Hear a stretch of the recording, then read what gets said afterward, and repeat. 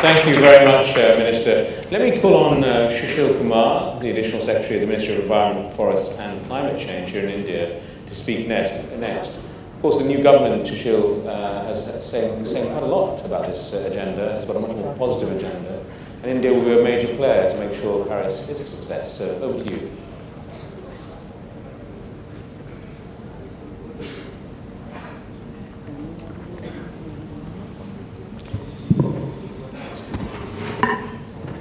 Thank you, Session Chair, and good morning, distinguished panelists and distinguished delegates.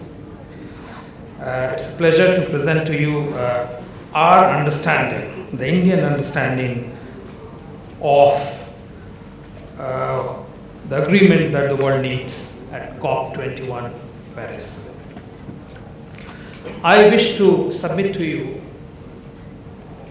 just 6 main points. Don't want to give you any data, so that you understand what are the core issues which are important. And at the end, I want to pose 2 questions. The first point I wish to highlight is that this agreement is going to be evolved under the convention, and that is United Nations Convention, Framework Convention on Climate Change. We must keep in mind that that convention is not being negotiated. What is being done is this new agreement, which is going to evolve and come out in Paris, is going to replace the Kyoto Protocol. Since the convention remains, what India is looking for, and most of the countries, the developing world is looking for, are retention and reiteration of the principles of equity, CBDR, which is common but differentiated responsibility and respective capabilities.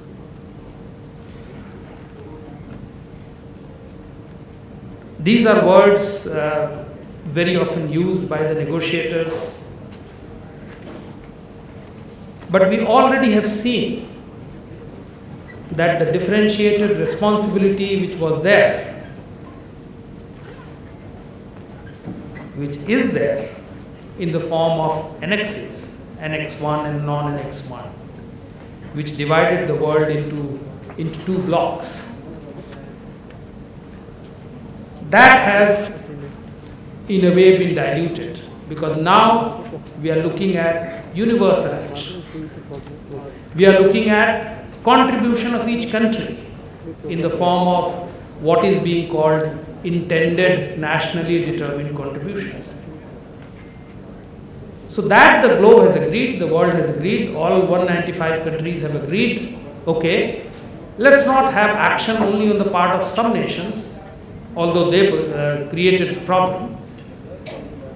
Let it be universal action, but it cannot be equal action. So the issue of differentiation is very critical, and that has to be resolved. It has to be properly captured so that every country is on board. So this is about the 2 basic core principles which have to be the guiding principles of the new agreement. That was my point number 1. Point number 2, India wishes that this agreement in COP21 propels the world on a path of comprehensive climate action. What do we mean by comprehensive climate action? The first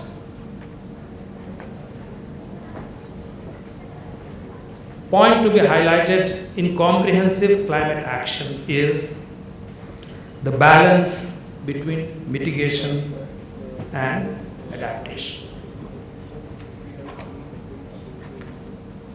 There is a tendency on the part of some nations to focus only on mitigation. Now that is getting corrected, obviously, because mitigation is not the only action which is needed. What we wish to highlight is this balance has to be very carefully established, and that is going to determine the success of Paris. The third point which I wanted to highlight, and that one has to keep in mind, is the harmonious existence of the climate change goals and the sustainable development goals.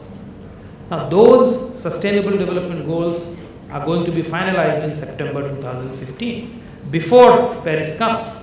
So that has to coexist as the guiding path for the world and all countries.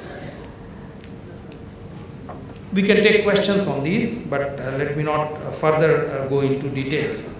The fourth point which I wanted to highlight from Indian perspective is predictable and substantial availability of finance to enable developing countries to take up ambitious mitigation and adaptation action. That's a prerequisite. Otherwise, in the business as usual, universal action will not gain much. Every country has to do something more, and for doing that, they have to be provided with finances. The fifth point is regarding freer, quicker, and cheaper flow of technology, where the IPR costs are somehow neutralized either through a multilateral fund or any other mechanism which can be negotiated, but each country is able to get new technology to increase their energy efficiency, to increase their adaptation action, to reduce their carbon emissions. And the sixth and the last point was, as the chair mentioned, transparency, which is monitoring, reporting and verification. The MRV system, yes, there has to be transparency.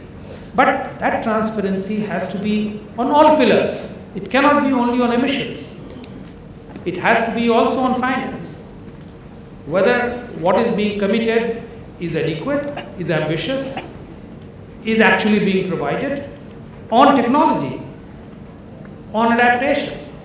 So, same level of transparency yardstick has to be applied across the pillars.